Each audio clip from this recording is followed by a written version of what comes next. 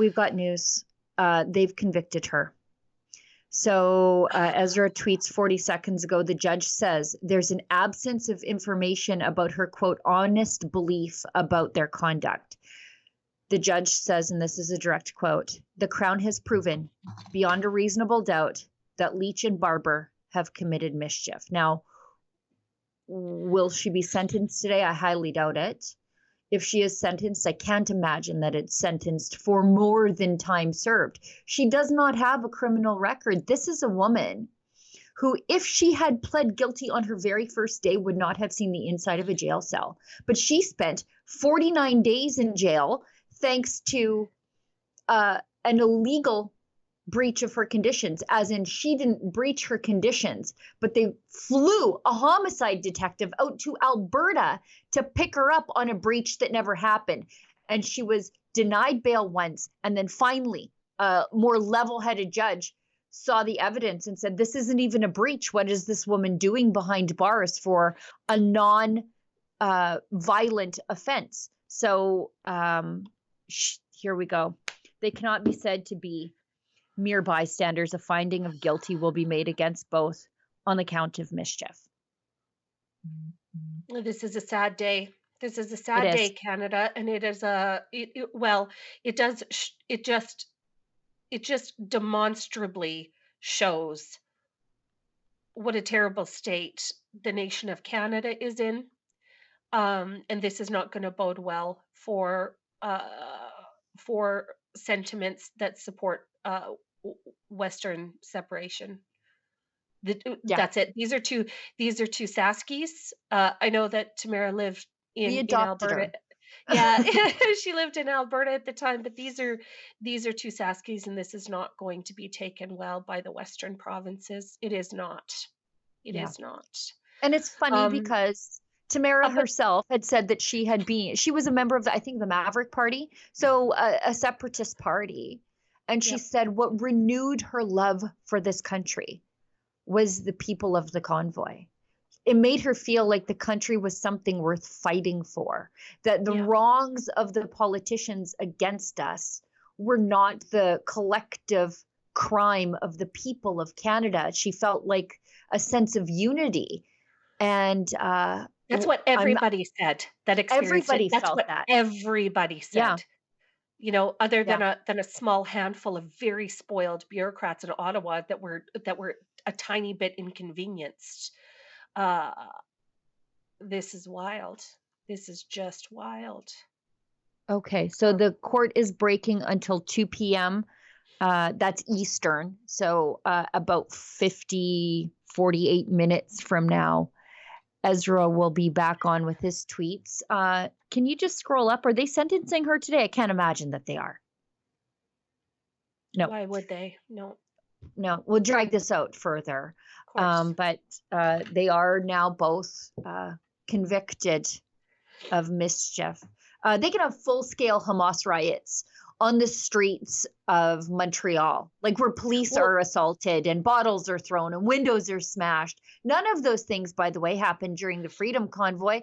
But are those organizers of that riot being investigated for even mischief? Are their bank accounts being frozen to investigate to see if Iranian money is flowing into it? None of that stuff is happening. So there's no way that you can argue that this isn't anything but political. No, and this is such a sad day for Canada, because I think up until the point of the Freedom Convoy, all Canadians thought, well, okay, one day I'm going to visit Ottawa. It is our nation's capital. I will be able to, just experience the nation's capital and everything that it has to offer. And I think that this slams the door in the face of every single Canadian that ever considered visiting there. Who would risk it at this point? Who would risk it? What they do there does not represent the rest of us. No. They are an unwelcoming. Look at this. More flags than Canada Day. More flags than Canada Day. Our flag for a time became a symbol of peaceful political resistance to government tyranny around the world. It's something I had never seen. Like during the Hong Kong freedom protests, the Hong Kong protesters were flying American flags because, of course, it's the shining city on the hill. But then you saw these satellite convoys in America and in Australia and even in Europe in the farmers' protests, and they had our flags there. It was a moment of pride for Okay, us. and just look at this footage. This is what Mark Carney This is considered criminal. sedition. That's what he Yeah. considered sedition. People dancing in the streets with their Canadian flags. This is what they look at this. Look at those happy, joyful people. This is what they Yeah. considered sedition. 10 million bucks they took. Oh, this is I'm Again, salty now. Oh, I'm salty. know that your current prime minister, my fellow Canadians, called that sedition. If you are a seditionist, you are by definition a terrorist. You are by definition treasonous. That's what sedition means. The gall of a guy who continues to do business and enrich himself from China behind closed doors, calling somebody like Tamara Lich, who abandoned her separatist tendencies to fight for our country, as a treasonist. No, she just didn't like what the Liberals were doing, and that counts as terrorism in this country. Look at this, terrorism. Look at this. That's what they considered terrorism. Look at all the smiling, happy, dancing people. Look at them. Where Just were joyful to these? be together for the first time in years. Yeah, and where were these people supposed to go? This is their country's capital. You want us to feel like part of this country, but you want to ban us and our protests from the capital. Where the heck are we supposed to go? Western Canada, this is a message to you. If you even think about visiting the nation's capital, if you even think about, talking back to the government in a way that they don't like, this is what they will do to you. This is a lesson for all Western Canadians. It is shameful. It is shameful what is happening. This is, it just proves to us that we are unwelcome and that we will be punished if we step out of line. Do you know what word Justin Trudeau or even Chrystia Freeland didn't use to describe the Freedom Convoy? The people who invoked the illegal wartime law, the Emergencies Act, on bouncy castles and horn honking and street dancing. You know what word? They didn't even have the hyperbolic tendencies to use. Even they didn't use the word sedition. Yeah. Mark Carney used the word sedition. Do you think it's going to get better or worse with Mark Carney? Yeah. Oh, and we have a chatter who points out a very, very good point. And if you guys want to have your voices heard, please get chatting. If you want to support our work, you can do it on Rumble, leaving a Rumble rant that if it's over the $5 US cutoff, we're going to do we're obligating ourselves to read it on air. If it's under that, we'll do our very best to get to it. I don't know how much of the other news of the day we're going to get to because this is such a big thing. And I think you guys are going to have lots to say. If you are watching us on YouTube, you can leave a super chat now. We're very recently remonetized over there. Or if you're watching the recorded version of the show and you want to support the work that we do, because you're not going to hear these spicy takes in the mainstream media, you can also leave us a super thanks. That's their paid chat over there. Bill Chesney, you are brilliant for saying this. The Liberals right now are using the term hold the line against the Trump tariffs. I guess it's only illegal when we say it. Yeah. Yeah, but they did pivot and take everything from the Freedom Convoy, all of the symbols and all of the talking points into their elbows up campaign, didn't they? Yeah, because even the flags, right? Even the flags. That's right. During the convoy, they said the flag has been overtaken by seditionists and white supremacists, blah, blah, blah. Just nonsense, right? But now the flag, when it is co-opted for their anti-American sentiment, it's perfectly fine. It's fine to feel proud of your country once again and say hold the line. Yeah, I guess there are certain things that conservatives are not allowed to do in this country. Protesting being one of them. Schmengi gives us $5. Stan and Yosh Schmengi were the happy wanderers on Saturday or on SCTV. I have a shirt, I have a fake tour shirt of the Happy Wanderers. Anyways, usually it's David Menzies doing the stupid pop culture trivia, but when it comes to SCTV, it's me.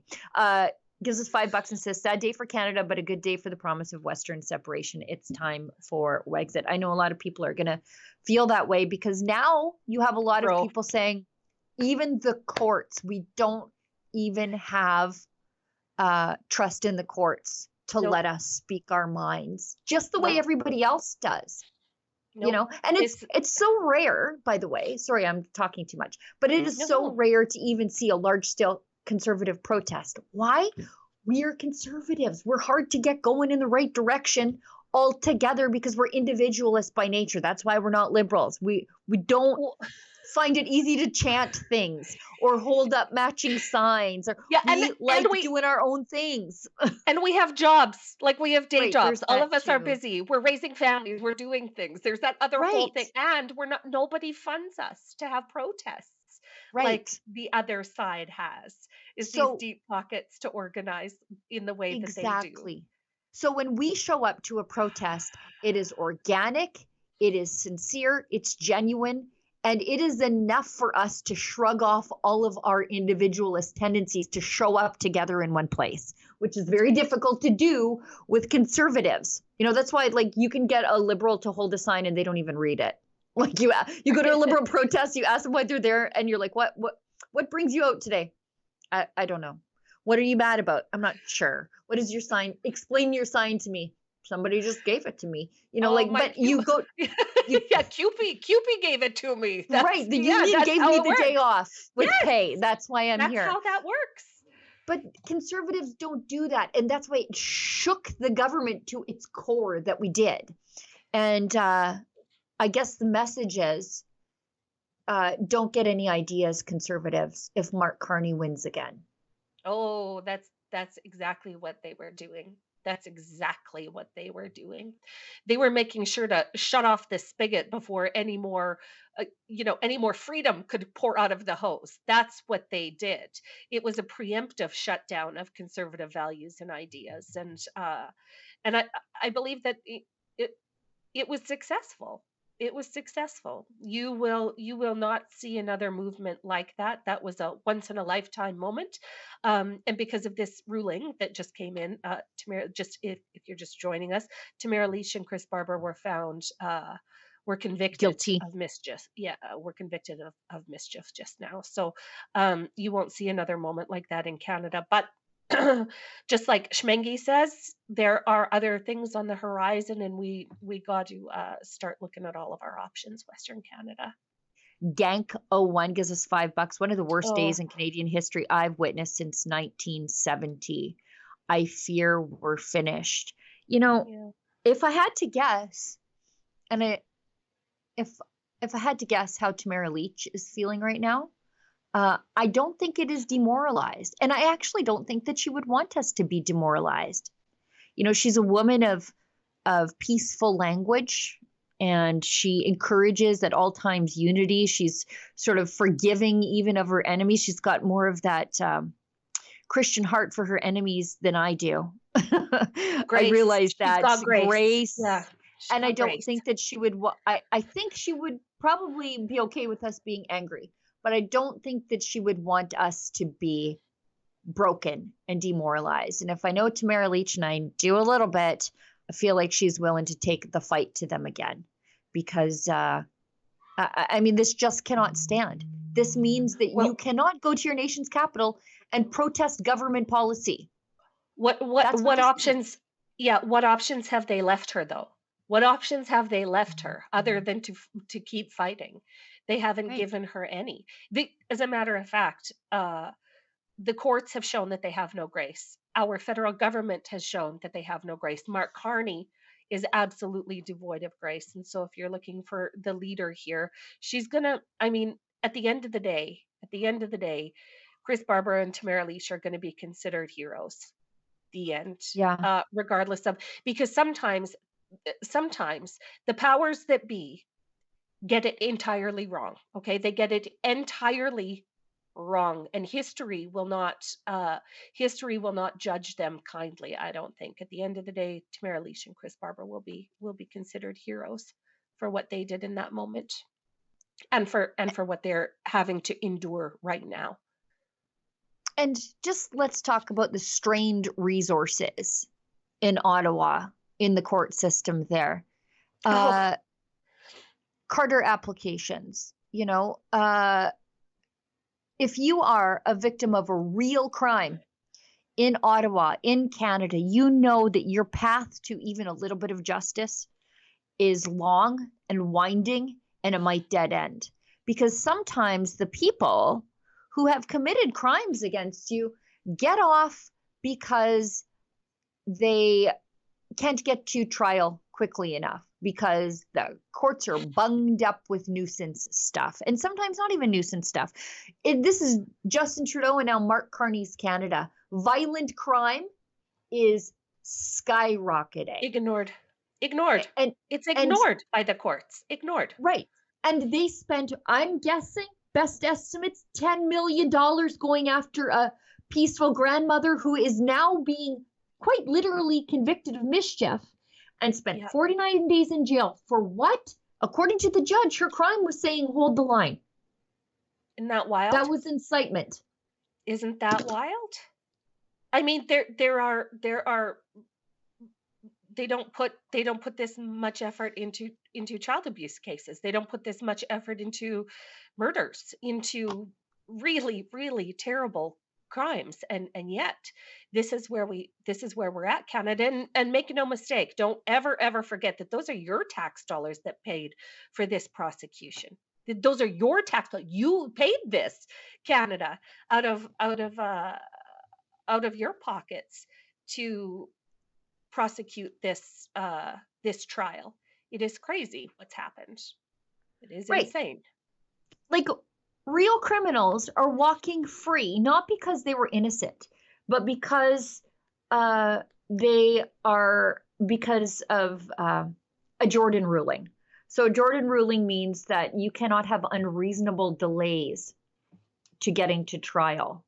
And unreasonable delays can occur because there are no court resources, that just there aren't enough courtrooms, there aren't enough prosecutors. And so bad guys get to go free, and they get to do it again because they are entitled to have their cases heard in a timely fashion.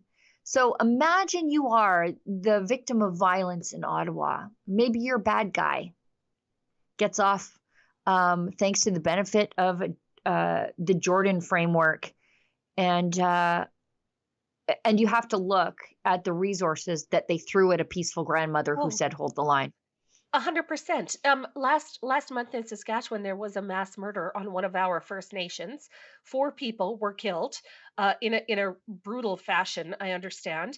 And one of the guys that was charged with a part of the crime, so whether he was an accessory or something, he was just rearrested again on driving under the influence charges and breach of his conditions, but he was out. He was out, Canada. Like, here is a man who was involved in a mass killing, and he was out awaiting the trial. It is insane. This is just upside down world. Like, every day I think to myself, okay, it can't get any worse than the day before. And then something like this happens, and I go, well, nope, look how terrible it is. Everything is broken. Everything is broken here. Holy Hannah. I just can't get, I'm just, well, this is going to set the tone, I think, for this election, especially in Western Canada.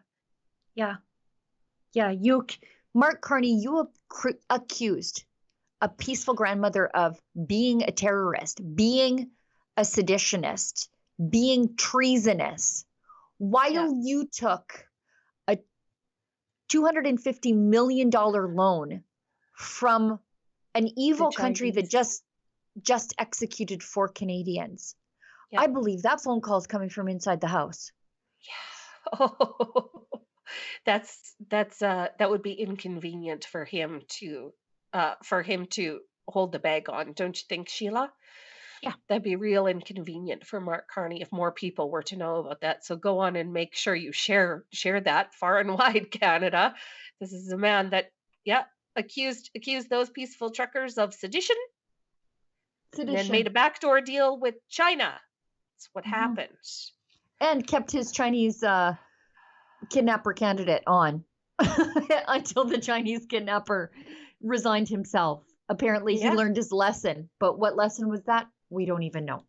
We've Yeah. got Daniel Nardone gives us $5 and says 2 years less a day, provincial custodial sentence, or time already served. I can't imagine they're going to give her anything more than time served.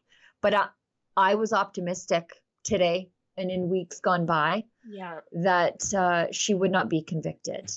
Yeah.